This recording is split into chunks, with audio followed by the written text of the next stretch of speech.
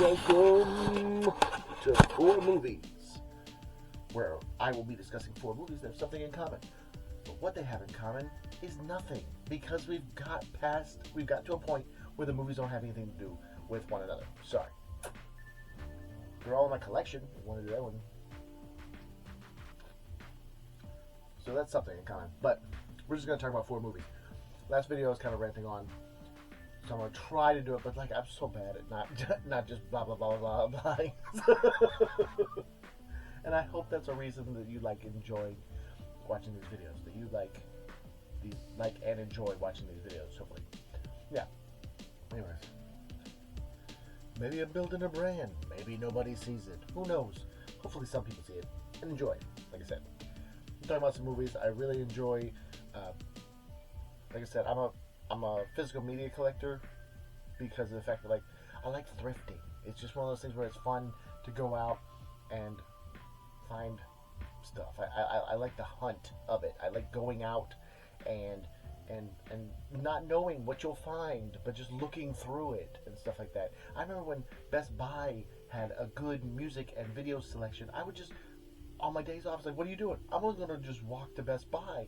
And then I would literally just go from the A's to the Z's, depending on what day it was. I could go back to front, front to back. But it's like, I would just look through all the CDs and then be like, I would not even necessarily finding anything. I just wanted to look and see what's there, what's not there, or anything like that. The hunt is one of my favorite parts. It's just looking through everything. But anyways, that's not the point, I guess. It's just a little bit about me. And I got my shirt on, T-Rexorcist. I showed it earlier. I don't know if you can see it that well, but it's a picture of the. I showed it on the last one. I'll show it on this one. It's the Exorcist poster, except it's got a T-Rex on it. Anyways, bam! The Last Starfighter, a classic film. And I found out something recently. I already knew the director of this also directed Major Payne with Damon Wayans, but I didn't know, and I found out he wrote Escape from New York. Like, wow. And so he's got a writing credit on all the. He's got a writing credit on Escape from LA for the characters. I think there was a game where he was involved because it was like he made the characters. And like, that's interesting. Wow, that's a pretty cool. That's some iconic stuff. That's pretty cool. Nick Castle is his name, and yeah. So he directed this. This is the 25th anniversary edition, I guess, of Last Starfighter. But so good. The Hitman on there, like the goldfish looking face, man, it's so good. Man, those animatronics are amazing.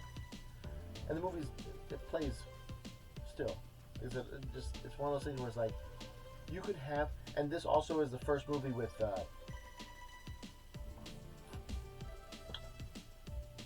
CGI. It's not the first movie with CGI, but Star Wars didn't use that much CGI. Like a lot of it. Most of that movie is miniatures and stuff like that. Whereas this movie, Last Starfighter, the spaceships were all done in computer, which you can watch it now and be like, oh boy, that aged differently. But at the same time, like, it was still, I don't know, imagination encompassing, imagination fuel, you know, because it's one of those things where like, whoa, there was potential there, and we were able to witness it. So yeah, no, it's one of those things where it's like, it's not a thing for me where I watch it and I go, this looks like junk. If it's bad, it's bad. But it's like, this stuff wasn't bad. This was first time being done. Anyways, now, a movie starring Scott Bakula. That's right, Mr. Quantum Leap himself. You know what movie it is? Probably not. But I think it's a slept-on movie, and still good. Do I have a VHS copy? I don't think I do. I might. If you you can hear that, that's a washing machine on the other side of this wall here. Anyways, bam. Cats don't dance. Slept on. Super fun though. The the end of this movie is awesome. It's like one of those things where like, man, I wish you could do a top 10 like credit sequence. You know, top 10 movies with credit sequences. Yeah, the top 10 credit sequences in movies. That would be interesting. Man, that'd be kind of hard too. I don't know, but this has one of those. I mean, like top 20 maybe, but it's like at the very end there's these mock, fake, these spoof movie posters involving the characters in the movie, like the animated turtle and the not Darla or because there was a Shirley Temple-esque villain in this, and like I said, just well played and super fun. If you haven't seen it, definitely see it. It's on that level, I think, of just slept on nowadays. Like I said, it's a good movie. Scott Bakula does play the main character, and super fun. On the level, I would say, of Rockadoodle, but I don't believe it was the same people. Because Rockadoodle was a Don Bluth film, and Cats Don't Dance, I don't know. I think it's Warner Brothers, honestly. Yeah, it's Warner Brothers, sorry. If you don't know, Warner Brothers owns Looney Tunes. Disney owns their stuff. Now we're on to my favorite Western of all time. What could it be? What could it be? Put in your bids now. Because it is Once Upon a Time in the West. Bam. With Harmonica Man.